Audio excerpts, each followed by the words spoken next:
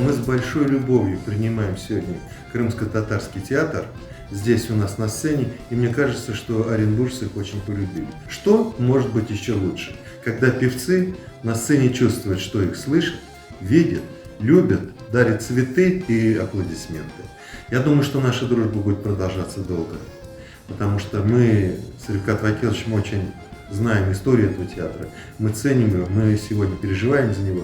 И, конечно, мы хотим, чтобы он как можно быстрее стал на ноги. Спектакль поразил нас. Это высочайшем художественном уровне. Я от всей души хочу поздравить Билала с замечательной работой. Этот театр заслуживает этой оценки. Я желаю удачи.